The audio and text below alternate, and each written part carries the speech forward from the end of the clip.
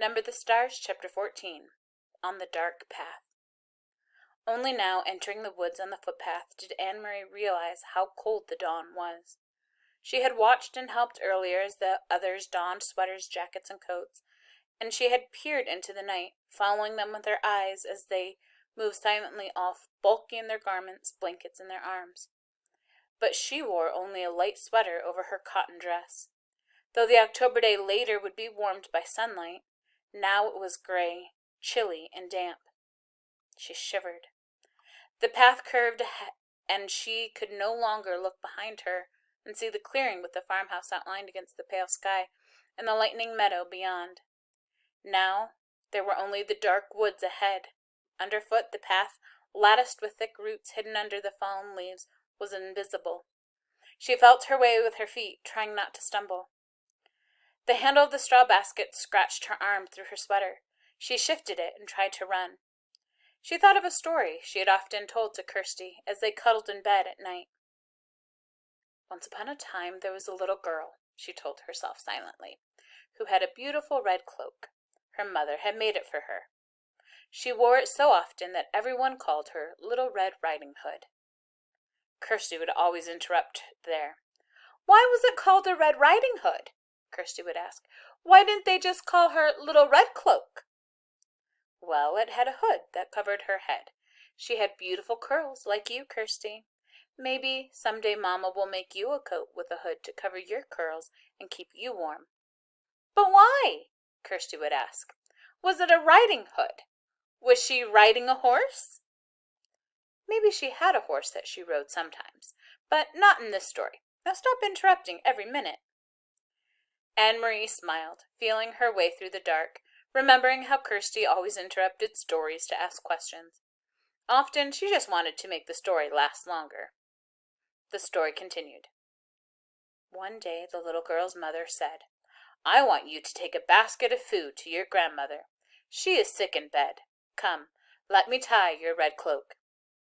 "The grandmother lived deep in the woods, didn't she?" Kirsty would ask. "In the dangerous woods where wolves lived." Anne-Marie heard a small noise. A squirrel, perhaps, or a rabbit scampering nearby. She paused, stood still on the path, and smiled again. Kirsty would have been frightened.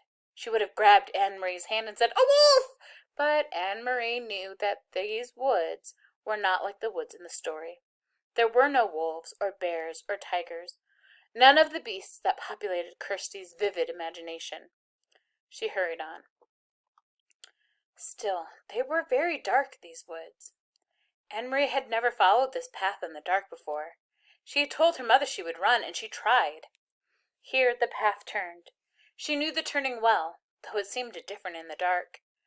If she turned to the left, it would take her to the road, out where it would be lighter, wider, more traveled, but more dangerous too. Someone could see her on the road. At this time of the dawn, other fishermen would be on the road, hurrying to their boats for the long day at sea. And there might be soldiers. She turned to the right and headed deeper into the woods.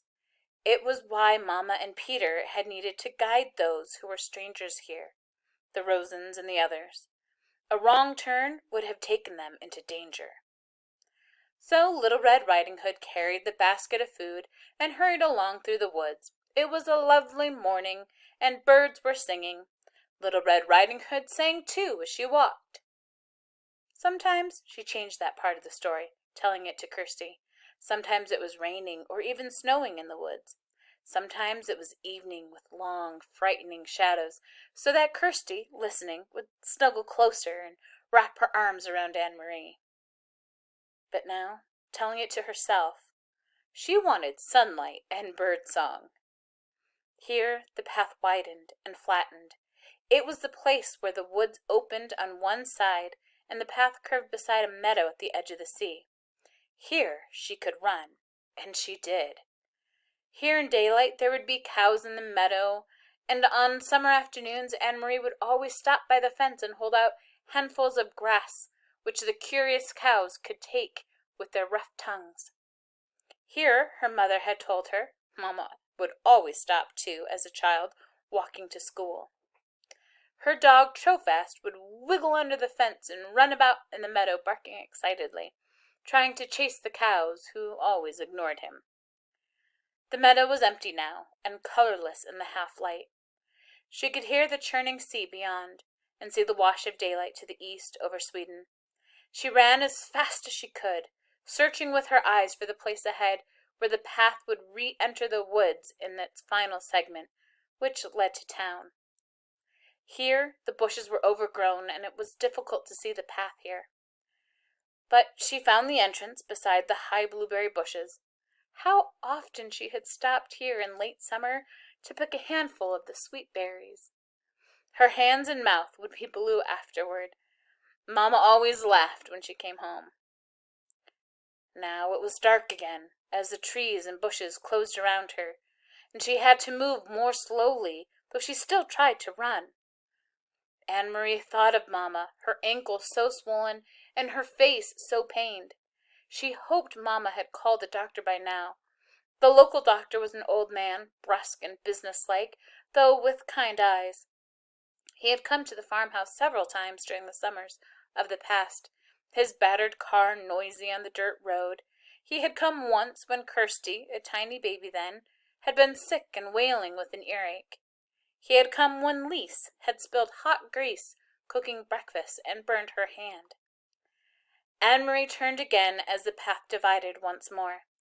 The left fork would take her directly to the village. It was the way they had come from the train, the way Mamma had walked to school as a girl. But Anne-Marie turned to the right, heading now toward the harbor side, where the fishing boats lay at anchor. She had often come this way, too, sometimes at the end of the afternoon to pick out the Ingberg, Uncle Henrik's boat, for the many returning, and to watch him and his helpers unload the day's catch of slippery, shimmering herring, still flopping in their containers.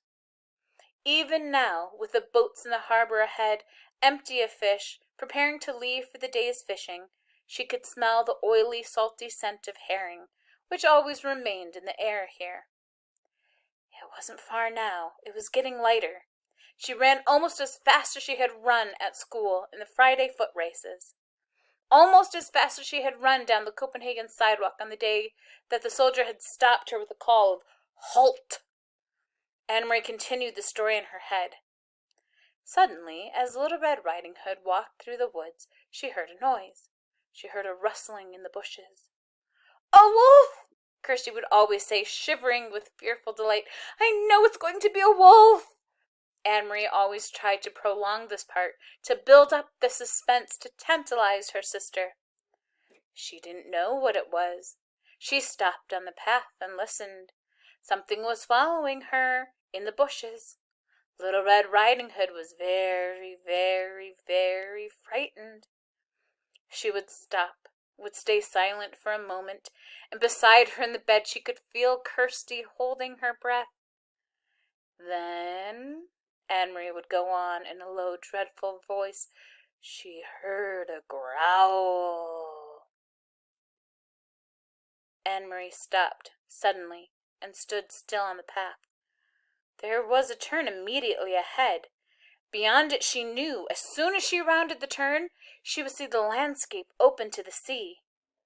The woods would be behind her there, and ahead of her would be the harbor, the docks, and the countless fishing boats. Very soon it would be noisy there, with engines starting, fishermen calling to one another, and gulls crying. But she had heard something else. She heard bushes rustling ahead. She heard footsteps, and she was certain it was not her imagination. She heard a low growl. Cautiously she took a step forward, and another. She approached the turn in the path, and the noises continued. Then they were there, in front of her, 4 armed soldiers. With them, straining at taut leashes, were 2 large dogs, their eyes glittering, their lips curled.